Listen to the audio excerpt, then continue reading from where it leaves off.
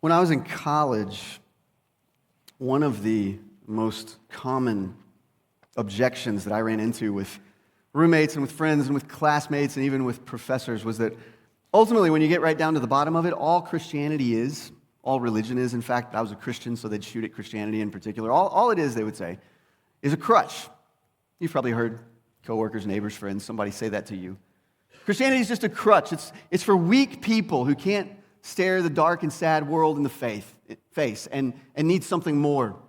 You can't look out into the vastness and the blackness of space and deal with the fact that human beings are tiny and insignificant. You can't look at your own life and see that it's here one minute and gone the next. You got to have something else.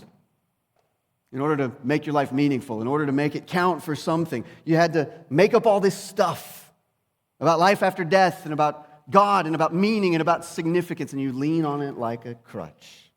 You're not willing to look the world in the face. You're not willing to look your own self in the face. You're making yourself out to be something that you're not.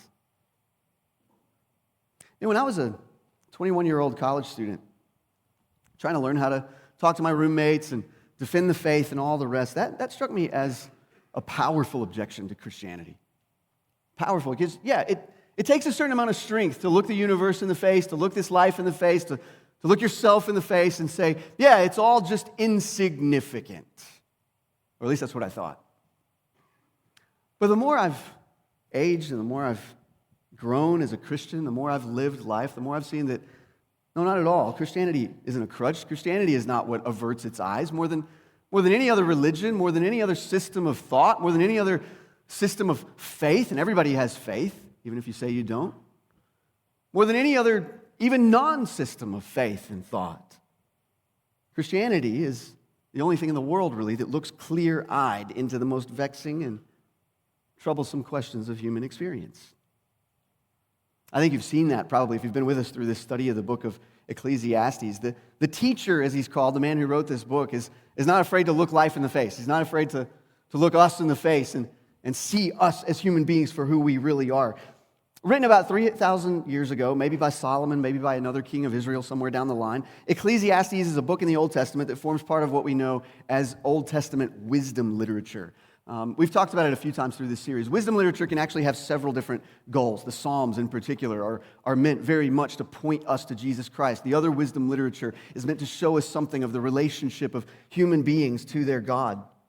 But one of the main purposes of wisdom literature is that it seeks on every page, whether you're talking about the Psalms or the Proverbs or Ecclesiastes or Song of Solomon, any of them, they're seeking to try to teach us the art of living well in God's creation. Well, that's the aim of Ecclesiastes, and it's what the teacher, the preacher, that's who the book is named for. That word Ecclesiastes is actually Ecclesiastes, and it's just a title. It means the teacher or the preacher. That's what he's trying to get across to us, the art of living well in God's world. Now, if you've ever read Ecclesiastes straight through, we're on week 4 of this series in Ecclesiastes, so I hope at some point, if you've been with us through this whole series, hope at some point you found some time to just sit down and read all 12 chapters of the book of Ecclesiastes in one sitting. I think it would take you about an hour, maybe an hour and a half if you're a little bit slower reader, if you want to ponder over some of the themes of it. But it doesn't take that long, and I'd encourage you very much to do that. If you've done that, then you probably know that Ecclesiastes has a reputation of not being very happy at all. So when I summarize the main point of Ecclesiastes as the art of living well in God's world, that may strike you as a little bit surprising. I mean, the book has a reputation, actually, for being downright depressing. And it starts from the very first few verses of the book. The teacher starts out the whole thing by saying, vanity of vanities, everything is vanity. And then he just seems to go on for 12 chapters sighing his way through the entire book, pointing out how nothing in this life really makes sense. It's all meaningless, and therefore we ought to just eat, drink, and be merry because tomorrow we're all going to die anyway. A lot of people have read the book like that, and they think that it's just one depressing thing after another. But I hope and I think that if you've been with us for the last few weeks, maybe you're starting to realize that the book of Ecclesiastes isn't nearly so sad as all that. I mean, for one thing, like we talked about a couple of weeks ago, the refrain that runs through the book, and it happens a dozen or more times in the book, the refrain is not meaningless, everything is meaningless. That's not what that word means. And if your Bible has translated that word in that way throughout the book, you need to scratch it out and put something else. That's not what it means. He's not saying meaningless, meaningless, everything is meaningless. Rather, what he means by saying that, what he's saying is something more like a breath, everything is the merest of breaths. By which he means, not that life is meaningless, but that it is short and thin. It's like the smoke of a candle that you've just blown out. It's here one moment, it's gone the next, and it's impossible to grab that smoke or to grab life and sort of lock it away permanently for safekeeping, as if it's something you have profited from. But he also says throughout the book that within this short-lived vapor that is our lives, there is still a way to live that will bring joy and meaning, and that's what he wants to teach us. In fact, one of the most important lessons that he wants us to learn is that it is precisely not by denying the shortness and thinness of life, but it's precisely by recognizing and accepting the shortness and thinness of life that we learn how to really live life. We learn how to enjoy it for the gift from God that it is and stop this whole futile business that we so often engage in of trying to make our lives into a lasting monument to our own glory. Well, that was the lesson of week 1, chapters 1 and 2. If you're going to enjoy life, you have to understand its shortness. You have to understand that you're not going to be able to torture it for some lasting monument to your glory. It's here as a gift from God, and therefore you ought to enjoy it while you've got it. That was chapters 1 and 2. Then in weeks 2 and 3 of this series, chapters 3 through 7, we made our way through those 4 or 5 chapters right there. We thought through a series of other lessons that the preacher taught us in this book, ways to live well in God's creation for these short years that we are going to live. So we said that he taught us how to remember God's providence. He taught us to remember God's judgment. He taught us to live in order to love others, to live in humility before God. And last week, to live in the joy of God, not of things. To live in the shadow of the grave, not in the glare of the party. To live in reliance on God and not in reliance even on wisdom itself. Those are the lessons he's taught us so far. Well, today we're looking at chapter 8 and on into most of chapter 9, where the teacher, the Ecclesiastes, is continuing this whole line of thought. He has, from the very beginning of the book, been giving us lessons on how to live well in God's world. And in these chapters, chapter 8 and on into 9, he turns specifically to ask the question, okay, how do we live well in a world that is full of so much evil and, above all, death? How do we live well in a world that is full of so much evil and, above all, death? What's the best way to live in a world like that? Well, that's what he answers beginning in chapter 8. So turn with me, if you will, in a Bible to Ecclesiastes chapter 8. If you're using one of these red Bibles that you can find somewhere around you, you can turn to page 557, and that's where you'll find Ecclesiastes chapter 8. So the teacher writes here, "Who is like the wise, and who knows the interpretation of a thing? A man's wisdom makes his face shine, and the hardness of his face is changed. So I say, keep the king's command because of God's oath to him. Be not hasty to go from his presence, but do not take your stand in an evil cause, for he does whatever he pleases. For the word of the king is supreme, and who may say to him, what are you doing? Whoever keeps a command will know no evil thing, and the wise heart will know the proper time and the just way. For there is a time and a way for everything, although man's trouble lies heavy on him. For he does not know what is to be, for who can tell him how it will be? No man has power to retain the spirit or power over the day of death. There's no discharge from war, nor will wickedness deliver those who are given to it. All this I observed, while applying my heart to all that is done under the sun, when man had power over man to his hurt. And then I saw the wicked buried. They used to go in and out of the holy place, and were praised in the city where they had done such things. This also is vanity. Because the sentence against an evil deed is not executed speedily, the heart of the children of man is fully set to do evil. Though a sinner does evil 100 times and prolongs his life, yet I know that it will be well with those who fear God, because they fear before him. But it will not be well with the wicked.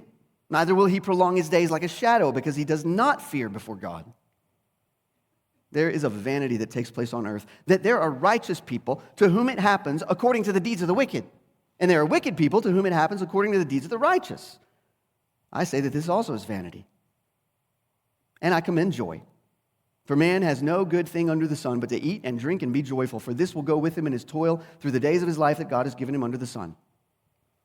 When I applied my heart to know wisdom and to see the business that is done on earth, how neither day nor night do one's eyes see sleep, then I saw all the work of God, that man cannot find out the work that is done under the sun.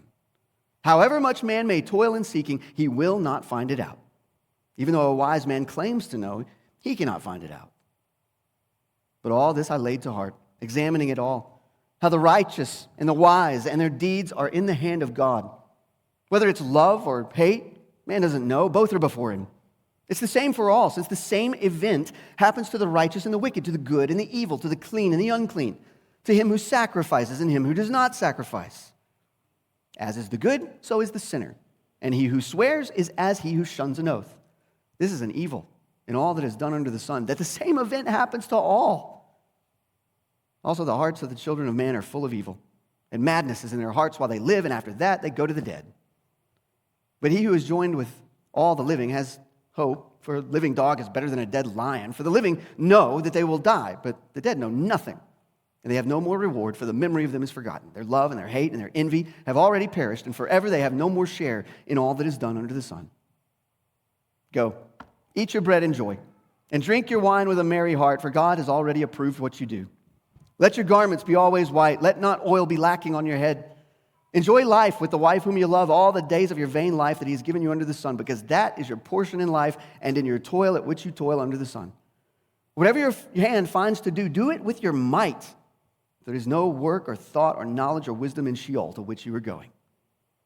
Again, I saw that under the sun the race is not to the swift, nor the battle to the strong, nor bread to the wise, nor riches to the intelligent, nor favor to those with knowledge, but time and chance happen to them all. For man does not know his time. Like fish that are taken in an evil net, and like birds that are caught in a snare, so the children of man are snared at an evil time, when it suddenly falls upon them.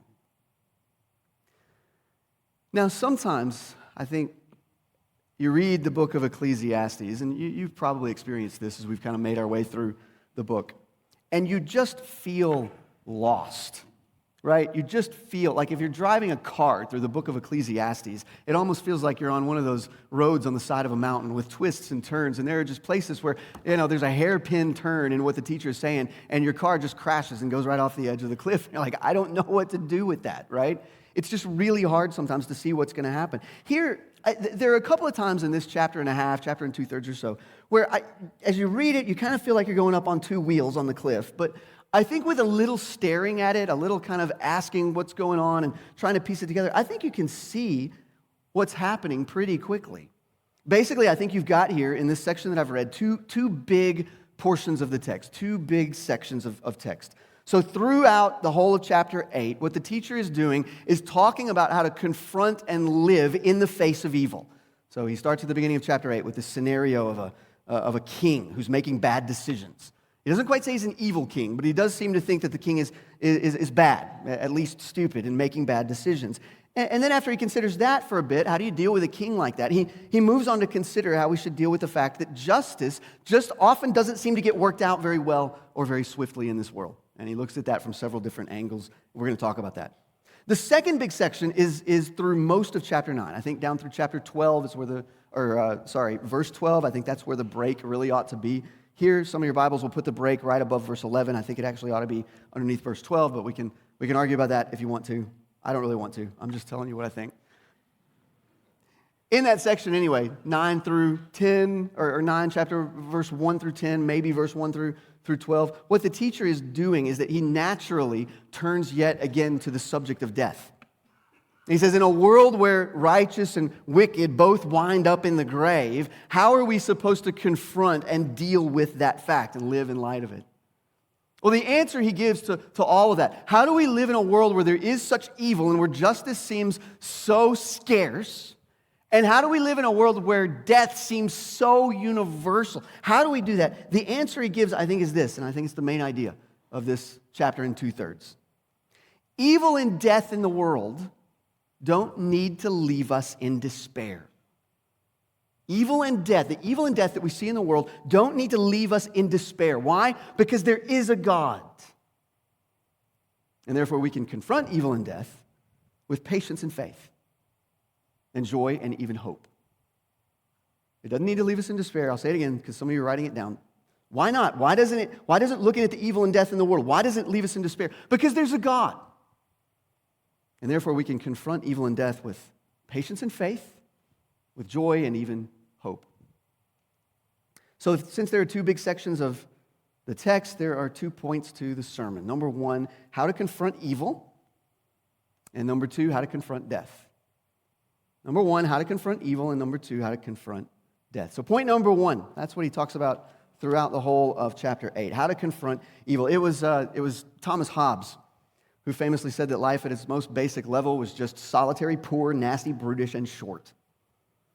Well, mostly through the book of Ecclesiastes so far, the teacher has been grappling with the short part, right? That's what he's been talking about. Life is so short. It's like a vapor. It's here 1 minute and it's gone the next. So how do you live well, he's been asking, knowing that life is just a mist, knowing that it's just a vapor, and ultimately nothing you do on this earth is going to last? How do you live well? That's what he's been asking for the first 7 chapters. Here, though, he turns to more of Hobbes's nasty and brutish part. How do you live well and rightly in a world that is full of so much evil and injustice? What do you do with all that? Well, he begins in verse 1 with this proverb, strikes us as strange at the beginning, about the usefulness of wisdom. That's kind of what he's talking about. And at first glance, it seems to be just kind of a transition from what he's been talking about in chapter 7, that wisdom has its uses, but it can't be used to solve everything, into what he's talking about here in chapter 8, how to deal with evil in the world, particularly with a stupid or bad king. I think it has a little more meaning than that, and after I explain a little bit what he's doing in chapter 8, I think you'll see how that proverb fits a little more tightly. It's not the most important thing, but I think you'll see it in a little bit later. Anyway, the stupid king, the bad king, and how you deal with it, that's the issue that the teacher turns to, starting in verse 2. The question is, what do you do if you're in the service of a king, and you could translate that as boss or board or whatever you want to translate it to? What do you do when you're in the service of a king who's making bad decisions? Decisions that you disagree with. And the thing is, as you read through verses, say, 1 to 6, the answer he gives, I think, is just startlingly unexpected. Because I think most of us, especially since we've grown up most of us have grown up going to conferences in our Christian life where everything is a call to do more, to do greater things. I think what we'd expect him to say to the question of what do you do with a bad king is something like this. Well, you confront him. You get right up in his face. You take your complaints right to his face, and you speak truth to power. And God will give you the words to say when you stand before a corrupt king. And you know what? If you die, you die. If the king decides to lop your head off, have your head lopped off. But God will be with you in the fire. He will never forsake you, and he will snatch you out of the lion's jaws and bring glory to himself when he does. So go confront the king and speak truth to power. Okay, well, sometimes, right? And you got a lot of stories in the Bible where people do exactly that and where God does exactly that. But strikingly, that is not anything like the answer that the preacher actually gives here. I mean, look at what he says in verses 2 to 6. He says, I say, keep the king's command because of God's oath to him. Be not hasty to go from his presence. Don't take your stand in an evil cause either, for he does whatever he pleases. For the word of the king is supreme. And who may say to him, including you, he means, what are you doing? Whoever keeps the command of the king will know no evil thing. Nothing bad will happen to him. And the wise heart will know the proper time and the just way. It may not be now, he means. For there is a time and a way for everything, although there's going to be a lot of trouble in it. Man's trouble lies heavy on him. Do you see what he's saying there? Do you see what he means there? Essentially, he's saying that you should deal with this kind of king, this kind of boss, this kind of board, whatever it is, whatever you need to translate it into. You need to deal with this kind of king with caution and shrewdness. I mean, look at it. Verse 2, he says, obey him because of the oath God has made to him. Because it's God who's put the king in this position. God's made an oath to him, especially if we're talking about the Davidic king here. God's made an oath to him. So obey him. Verse 3, I think he's giving some balanced advice there in verse 3. He's saying, don't rush out in a huff, right? Don't leave his presence too hastily. Don't rush out and slam the door on the king. That won't go well for you. But he's also saying, look, even if you're not rushing out of the room, you may not want to keep yourself in a bad situation for too long. That little phrase there in verse 3, what does it say? Don't stand in an evil cause. Don't take your stand in an evil cause. The phrase evil cause there isn't just giving the sort of boring advice, don't be evil. That's not what that means. What it's saying is don't stick around in a bad situation. That's what it's meaning. It's saying don't get yourself entangled in a bad situation with no escape. And why should you not do that? Because the king is dangerous. He can kill you. He can do whatever he wants. He's dangerous. Verse 4 is making that same point. The king is dangerous. Verse 5. Here's the other side. If you obey him, though, if you obey the command, no evil thing is going to happen to you, like having your head chopped off or being thrown to the lions. It won't happen. In verse 6, look, there's a time and a place for everything. Even confronting a bad king, there's a time and a place for that. But it may not be now. And for you to recognize that there's a time and a place for it, it may not be now, could weigh heavily on you. It could cause you a lot of trouble, but maybe you need to do it anyway. You see what he's saying? I mean, it's so totally unexpected, because what he's saying is you should deal with a king like this with caution and shrewdness. Caution and shrewdness. That's the first way the teacher says we're supposed to live in an evil world.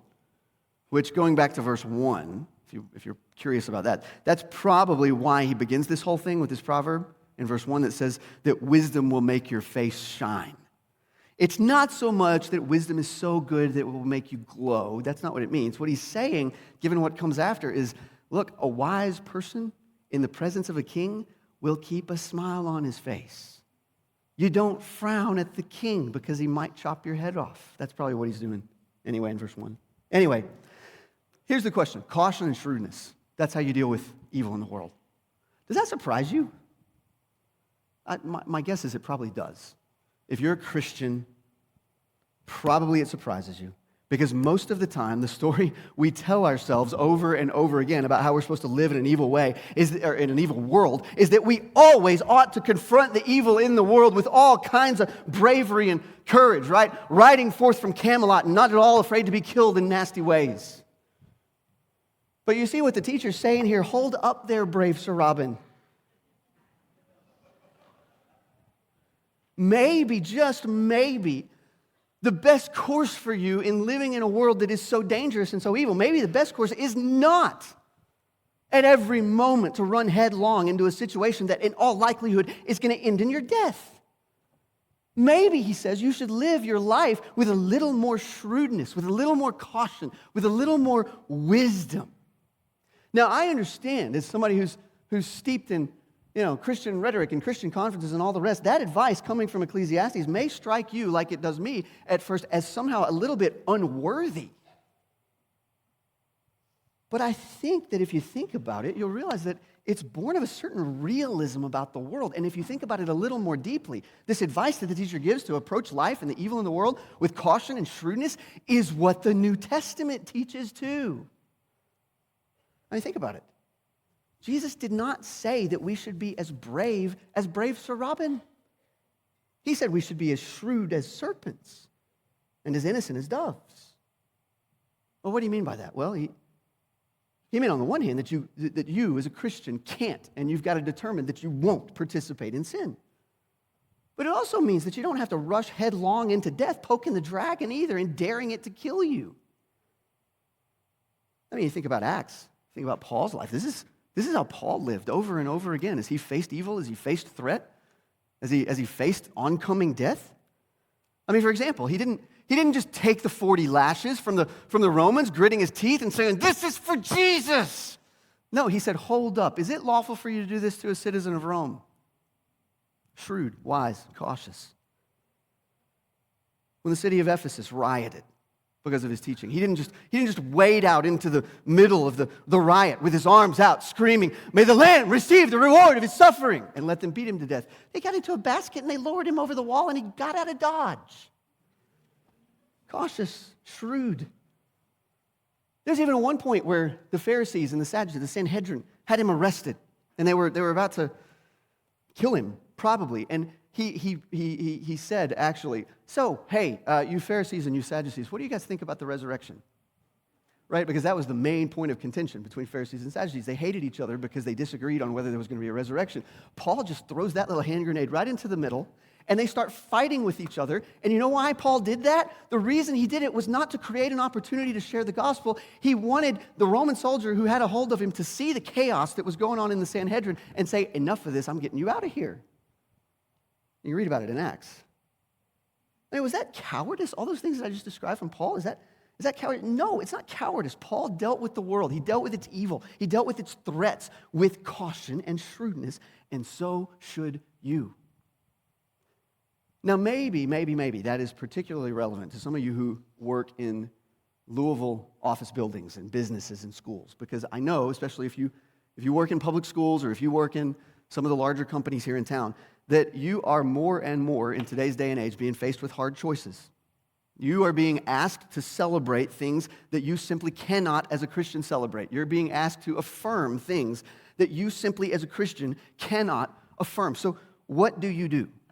What do you do? Well, there's no way that I can work all that out in all of its details right here from the pulpit. I can't give you a sort of play-by-play flow chart that'll tell you exactly what to do in every situation. That's why you've got a church.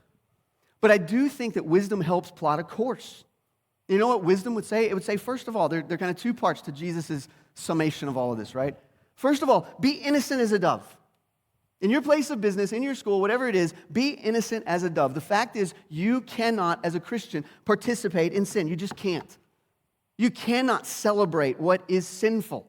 You cannot affirm what is a lie. And the fact is, when push comes to shove, and you are eventually dragged into the CEO's office or dragged into your principal's office or your boss's office, and you are told you will either affirm this falsehood or you will lose your job, it's your responsibility to stand there and affirm the truth as a Christian. But friend, that does not mean that you have to rush into the CEO's office or the principal's office and say, let me tell you what I think about all this. I'm a Christian and here's my opinion of you. Faithfulness doesn't demand that, and wisdom would often counsel against it. Look, I know that's not going to answer every question, but it is worth thinking about. What does it mean for you in your life, in your place of business, to be shrewd and yet innocent, wise and yet affirming of the truth? What does that mean? Think about it now, so that when the fire comes, when the challenge hits, you'll already have some idea. So confront evil, the teacher says, with caution and shrewdness. That's one thing he says. He also says, though, in this chapter 8, that we should confront evil with patience and faith. Patience and faith. That's what he says really in verses 7 through 14. You can look at that with me. We're not going to read it again. In verses 7 and 8, he just reaffirms what he's been saying through the whole book. You human beings, he says, we human beings have no idea what's going to happen to us. We are not in charge. And by the way, he says in verse 8, I believe it is, you can't check out of the whole thing either, right? These rhythms of life, these situations that we find ourselves in, joy and peace and laughter and mourning and the opposite of all of those. You can't just check out of it, right? War doesn't let you go. You can't be discharged from a war once it's started. The wickedness of the world, he says, isn't going to grant you leave to run away. And look down at 14, too. So often, he says there, the world just doesn't make sense. Not only do we not have control of it, but it just utterly doesn't make any sense. There are wicked people who get what the righteous ought to get, and there are righteous people who get what the wicked ought to get, and that's happening all over the world. Where is the justice, he says? But then his point comes in verses 10 to 13.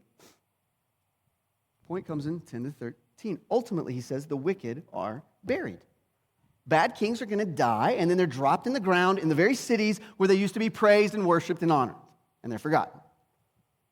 What's more, the injustice of the world, the fact that sinners can sin 100 times and continue to get away with it over and over again, he says that the answer to that is that ultimately God will set it right. We talked about it last week. Ultimately, there's a day coming when God will set it right. It will go well, he says, for those who fear God, and not well for those who do not. It's the same point that we talked about last week, and I think even the week before that. But the teacher's ultimate answer to the problem of evil is this. In the end, there will be no problem of evil. That's his answer. In the end, there will be no problem of evil. God will set everything right. Now, I understand that it's hard to see and understand exactly how he's going to do that now.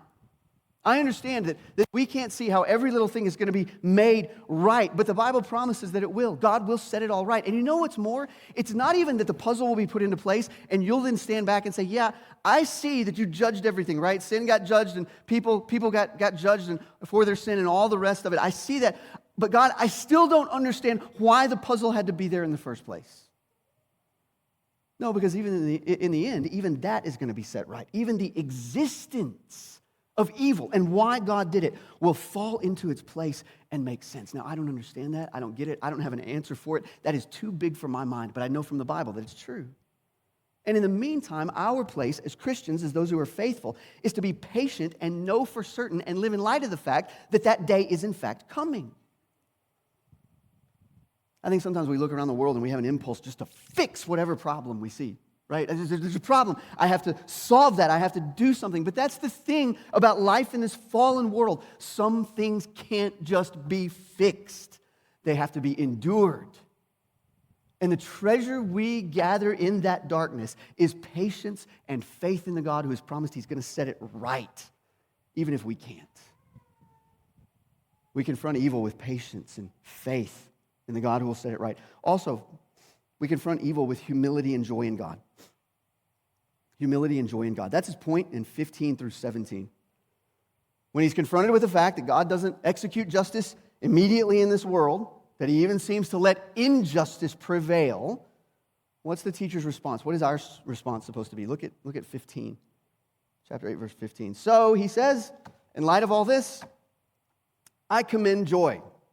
For man has no good thing under the sun, but to eat and drink and be joyful. For this will go with him in his toil through the days of his life that God has given him under the sun. It's a striking point, right? At the end of all this philosophical meandering through these ideas, the point that he comes to is eat and drink and be joyful. For this is what will go with you in your toil through the days of your life that God has given you under the sun. I mean, it almost makes you laugh. It's almost funny that that is the conclusion he comes to, because what he's saying is, look, I've tried to figure this all out. All this injustice, why God does this, why God allows that, why God has ordered the world as he has. I've tried hard to figure it all out, and I can't. It's beyond me. I don't know why God does the things that he does. I don't know why he refrains from doing the things he refrains from doing. I don't know why he allows what he allows. I don't know why there's so much injustice in the world. I don't know what God's purposes are. I've thought about it, and I've come to the conclusion that he just hasn't given it to me to know the answers to those things. And so I'm not going to try to pry into what God has not given it to me to know. So what am I going to do? I'm going to ride it out and enjoy life. I'm going to have another glass of wine. I mean, you can see what got him there in 16 and 17. Look at that. He says, when I applied my heart to know wisdom and to see the business that is done on the earth, how neither day nor night do one's eyes see sleep. I'm worried about everything. Then I saw all the work of God. I saw what God is doing in the world. And I saw that man cannot find out the work that is done under the sun. By God, he means. However much man may toil in seeking, he's not going to find it out. And even though a wise man claims to know, he cannot find it out. There is profound wisdom, I think, in that. I think sometimes we mistake wisdom for knowing all the answers. But it's not. It's not. Some of the greatest wisdom in the world is knowing that you will not find answers to some questions. Because there are just certain questions that God has not given it to us to know the answers to. They fit in his mind, but not in ours. You know Job in the Old Testament. You remember his story? He learned this lesson, right?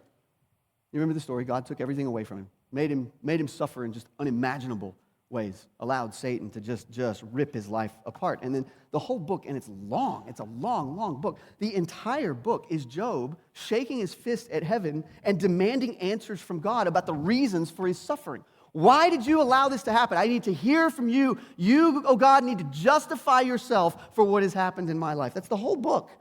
His friends are trying to convince him not to do that, and they're offering their own answers and all this, and he's rejecting it all. He's saying, God, you have to give me the answers to my questions. Why am I suffering? Why is there evil in my life, in the world? And when the answer comes finally from God, you remember what it is?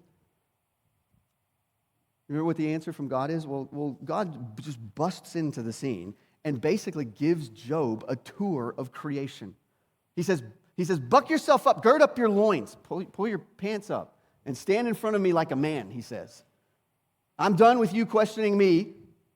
I'm going to question you now, and you're going to answer. So here's my question. Explain to me, O Job, because you are so wise and ancient, explain to me where the rains come from. Explain to me where the storehouses of the snow and the hail are. Explain to me how the lightning gets ignited.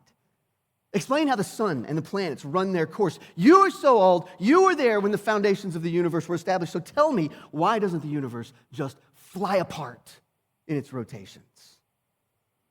Explain to me why mountain goats and mountain lions and fish behave the way that they do. Explain why the ostrich can run so fast and yet she's so stupid she abandons her young to die. Explain all that to me, God says. You can't. Now, why does he do that? Why does God say all that to Job? I mean, is this just sort of a raw display of power? He's just rolling up his sleeve and showing his muscle to Job and saying, you need to shut up or I will pound you. I don't think that's what he's doing. That's not what he's doing. He's making a profound point to Job. He's saying to him, look, Job, there are things that you don't understand. And if you can't explain my governance of the physical universe, how dare you call me into question for my governance of the moral universe?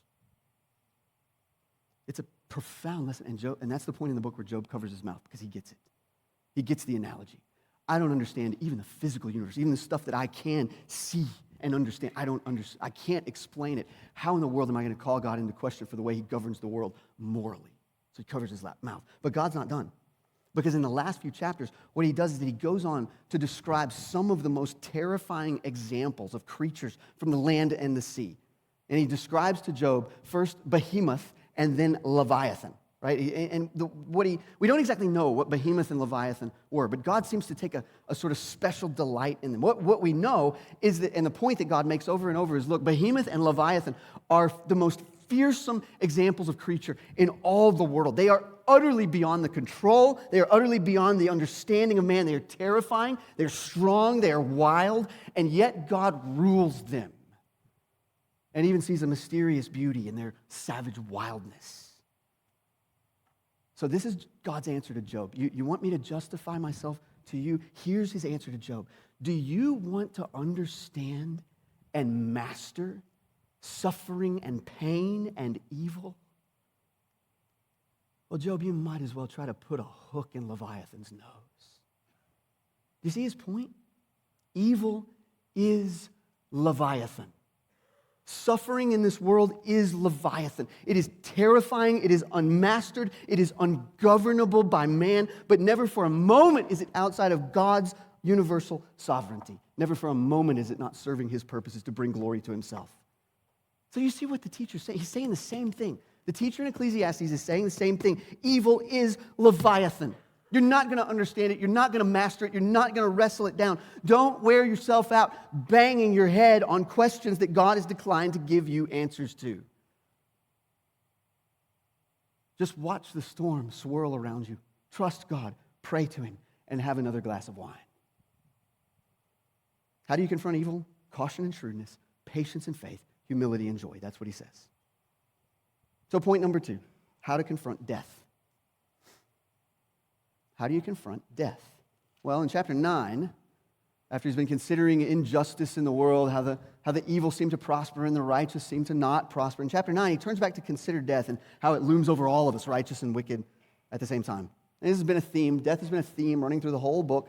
Life is short. Death is coming. It's a little different here, though, because it's coming on the heels of this meditation on evil. So in verses 1 through 6, what he's really doing is marveling at the fact that death is so universally the same. And what he says over and over through verses 1 to 6 is, look, it happens to everybody. We all end up in the same place. And what he means by that is the grave. He doesn't mean heaven or hell. He means the grave, like your body goes in the grave.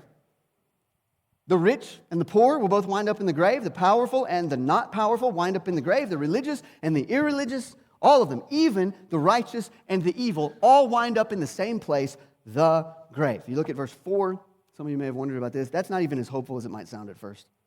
And that word there in verse 4 is not really hope, it's just certainty, right? And what he means by that is this kind of wry, sort of tongue-in-cheek point. Look, at least the living can know something for sure. I mean, yeah, true. What they know is that they are most certainly going to die. But at least that's something, because the dead know nothing. They don't have any love. They don't have any hate. They don't have any envy. They don't experience any emotions at all. Death comes to us all, he says. It's better to be alive than dead. What's more, he says a little bit later, we don't even know when it's coming. We're not in control of it. Look at verses 11 and 12. He's saying, you can't master this thing. You can't run a little faster or be a little wiser and think that death is going to come for you later or that you're going to be able to make an appointment with it. That's not the way it works. Death, he says, comes on us like a fisherman's net. And before we know it, it takes us. So how do you confront that reality? Well, the teacher's answer comes in verses 7 to 10. Look at 7 to 10, chapter 9, verses 7 to 10. He says there, go, eat your bread in joy and drink your wine with a merry heart, for God has already approved what you do. Let your garments be always white. Let not oil be lacking on your head. Be happy, in other words. Enjoy life with the wife whom you love all the days of your vain life that he's given you under the sun, because that's your portion in life and in your toil at which you toil under the sun. Whatever your hand finds to do it with your might, for you're not going to have the chance to do it. Not going to have the chance to engage this world any longer when you go to the grave. You see what he's doing there? He's not throwing up his hands in despair. He's saying, look, yes, life is short. Life passes swiftly. And time is going to wash away everything that you've built for yourselves like the waves wash away a sandcastle. So live life well. It's incredibly important, right? I mean, to recognize that. It's incredibly important for us to understand how short life is and how fleeting our accomplishments are, because it punctures our godlike pretensions as human beings. It reminds us that we are not in control of the world. We're not in control of life. We're not in control of the events that take place in the world. We can't figure them out, wrestle them down, solve them like we always want to do. If I just do this, life will be happy. If I do that, and then that, life will be good. No, you can't solve life like that. You can't build lasting monuments to yourself. And one day, believe it or not, the flip-flop-clad foot of some tourist in Westminster Abbey is going to brush out the very last trace of King James's name on that brick. And nobody will remember. One day, no matter what kind of monuments you build in your honor, no matter what kind of legacy you build in your own honor, it will be said of you, nothing beside remains round the decay of that colossal wreck. But boundless and bare, the lone and level sands stretch far away. But you know what the teacher says? You know what he realizes? All of that stark, bracing truth does not lead us to despair. It doesn't lead us to a kind of nihilism that says, well, then who cares? No, what it leads us to is to see life for what it is, a gift from God. Enjoy life. Work hard. You see verse 10 there? Whatever your hand finds to do it with all your might, because you won't have a chance after you go to the grave. Live life. Enjoy it. Work hard. Eat, drink, love, and all the while let your faith be in God and not in some silly attempt on your part to bring the world to heel. You're not going to be able to do it. But there's more to this too, I think. There's more to say about this, the way we confront death, especially as Christians. First of all, as a Christian, death is not something for you to fear. Not as a Christian. Death is not something for you to fear. It may look dark and it may look scary. It may look terrifying to you. You may be looking at it more closely than you have ever looked at it before in your life. But friend, it is not something to be feared if you are a Christian. Why not? Well, for one thing, God is completely sovereign over it. You realize that? The God who sits on the throne of the universe and who loves you is sovereign over death. You can see this in verse 1 of chapter 9 where he says everything is in the hands of God. He's going to say this again in other places too, but the Bible's consistent teaching is that your birth, your days, your death are all in the hands of God. Not a little bit of it is an accident. Which means that when you die, it's not going to be because something just happens to you. It's going to be because God has decided that he would no longer keep you so far from himself. And he'll call you home. He's sovereign over it. Every bit of it. Maybe you've noticed in Genesis chapter 5, for instance. You ever noticed Genesis chapter 5? By that point in the story, the Bible's trying to make the point that death has mastery over human beings. The sin of Adam and Eve and the curse of death has got its claws in humanity. And what it's doing, it's given a genealogy, right, of all the generations. But every single one of them ends with, and he died, and he died. And it's like a drumbeat running through that whole chapter, telling you that death is the master. Like 14 times, the drumbeat of death rings out in chapter 5. But then there's Enoch. God took him. You see the point? Death may have mastery, but God can stop it anytime he wants. He's the king, not death. Also, though, it's true that death shouldn't be a fear to you. shouldn't be a fearsome, terrifying thing to you because God is sovereign over it and He loves you. But there's also the fact that the gospel of Jesus Christ, the fact that Jesus came to save us from our sin, the fact that He calls us to put our faith in Him so that we might be saved from our rebellion against God, the gospel of Jesus actually, in this wonderful way, turns death for a Christian actually into a thing of beauty. This is why Paul can say something like, to die is gain, because to be absent from the body is to be present with the Lord. See, for us as Christians, death isn't some fearsome enemy. Yes, it may be a struggle when the moment comes. The waters of the Jordan may be deep and dark and cold for you. But most of all, death for a Christian is a homecoming. I love what one author says about this. He says this, to have a peaceful and blessed ending to life, we must live life with Christ. But when we do, such a life grows brighter even to its close in death. Its last days are the sunniest and the sweetest. The more earth's joys fail, the nearer and more satisfying do the comforts of heaven become. And for such a life that has been lived in Christ, death has no terrors. The signs of its approach, the sicknesses and the difficulties and the pains and the hardships, the signs of its approach are but the birds lighting on the sails of the ship, telling the weary sailor that he is nearing the haven. And then the end is but the touching of the weather-beaten keel of the ship on the shore of glory. See, there's just a beautiful irony in this. This whole thing, there's a beautiful irony in it because the reality of death, Ecclesiastes teaches us, gives meaning to our lives. It drives us to stop having faith in ourselves and to start putting our faith in God, which means to put your faith in Jesus for salvation. But in turn, when you do that, it is our very faith in Christ that gives meaning to our death, that makes it something beautiful, that makes it nothing more really than a ship that takes us home to our Savior. Let's pray.